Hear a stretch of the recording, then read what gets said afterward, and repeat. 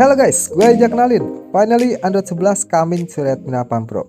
Ya, video kali ini gue akan review custom ROM yang udah gunain Android 11 nih guys. Di dalam custom ROM-nya yaitu Cesium OS versi 3 beta. By the way, sebelum itu gue sempat kecewa ya dengar kabar kalau Redmi Note 8 Pro nggak dapet buat update di Android 11. Tapi pas gue lihat di beberapa grup dan forum, kalau nggak salah ada beberapa dev yang nge-share Android 11 di dalam custom ROM. Wah, disitu gue ngerasa kayak ada angin segar buat Redmi Note 8 Pro. Dan ya, finally Android 11 sekarang udah bisa kita cobain di dalam custom ROM Cesium versi 3 beta yang akan gue review kali ini. Oke, selanjutnya buat Cesium versi 3 beta ini tentunya berjalan di Android 11 ya. Lalu buat security patch-nya ini tanggal 5 Oktober 2020. Dan buat kernel yang digunakan itu versi 4.14.200. Kemudian buat tampilan awal, just simple aja ya buat tampilan di dalam home screen-nya ini. Dan tentunya kalian jangan terlalu berharap buat ROM ini bakal punya fitur seperti yang ada di Cesium versi Android 10. Kalau bisa dibilang sih ini udah kayak Cesium OS rasa pixel experience ya. Nah, kemudian buat gaps di dalam Android 11 ini belum include ya. Dan kita nggak bisa gunain gaps yang biasanya itu kita gunain di Android 10. Di dalam Cesium OS ini gaps yang akan kita gunakan nanti itu adalah mic gaps. Yang ini guys. Dan itu jika kalian install Magisnya pun sama, harus gunain versi yang Canary. Kalau kalian install Magis yang seperti di Android 10, nanti HP kalian itu bakal bootloop guys. Udah pernah gue coba sih gara-gara salah download Magisnya, malah bootloop HP gue. Oke, lanjut buat aplikasi sini udah gue coba semua ya. Baik itu pesan, telepon, kamera, dan aplikasi lainnya semua berjalan dengan baik. Oke, selanjutnya buat bagian keys panel. Kalau kita buka bagian keys panel ini nanti jadi seperti kayak ini guys. Ini keren banget ya buat animasi backgroundnya. Terus buat isi dari keys panel ini ya cuma ini aja. Fitur yang di bawah ini menurut gue udah cukup lengkap lah ya. Fitur penting semua ada di sini. Ada WiFi, Bluetooth, flashlight, NFC, switch data, dan oke semua berjalan dengan baik. Paling cuman ini aja guys. Di bagian hotspot, ya hotspot ini pas gue aktifin bisa ya. Tapi pas lagi dikonekin itu langsung wrong IP. Kayak sih ini masih bug di dalam custom ROM-nya. Jadi kalian belum bisa gunain hotspot di dalam ROM Cesium versi beta ini guys. Oh ya, karena ini versi Android 11, nanti kalau kalian ada notifikasi masuk, tampilan itu bakal jadi seperti ini guys. Keren kan? Dan juga kalau kalian dengerin musik, tampilan pun juga sama, jadi cantik seperti ini. Cuma pas gue pakai buat dengerin musik ya, ini kayaknya masih ngebug juga deh guys, nggak bisa di close dari dalam sini. Muncul terus buat notifikasinya. Kalau mau ngilanginnya ini harus di force close dulu aplikasi musiknya, baru deh bisa hilang buat notifikasinya. Ya seperti itulah contohnya guys. Oke, sekarang waktu kita masuk ke dalam menu setting. Sebenarnya sih banyak banget ya perbedaan di dalam menu setting ini dengan Android 10. Tapi gue nggak akan jelasin itu semua di dalam sini. Nanti kita bahas di video selanjutnya aja.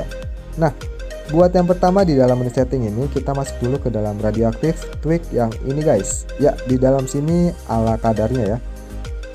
Minim banget sih emang buat fiturnya yang ada di sini. Bahkan buat nampilin keluar masuk jaringan aja kita nggak bisa.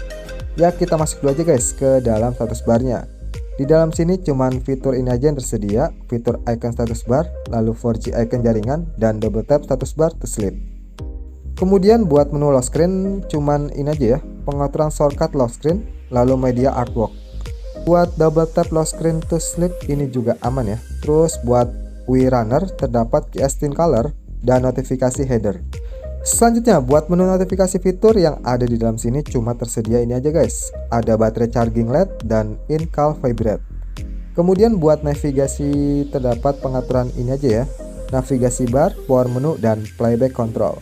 Oh ya, ngomongin power menu, buat tampilan power menu karena menggunakan Android 11, nanti tampilannya berubah jadi seperti ini guys. Mantep bukan? Nah, buat yang terakhir ini ada menu info devnya yang udah support buat Begonia. Jadi kita bisa ngerasain Android 11 di dalam HP Redmi Note 8 Pro. Nah, buat selanjutnya di ROM ini juga sudah tersedia face unlock.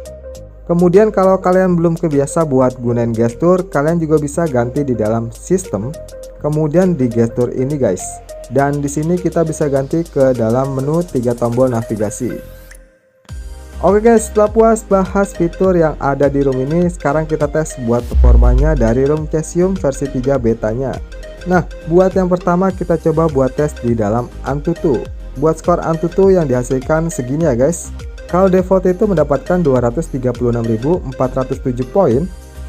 Dan kalau kita pakai aplikasi tambahan buat mode performanya itu mendapatkan 267.444 poin. Oke guys, lanjut kita ke dalam aplikasi Geekbench. Buat Geekbench ini untuk kinerja single core-nya mendapatkan 496 poin dan kinerja dari multi core-nya ini mendapatkan 1606 poin.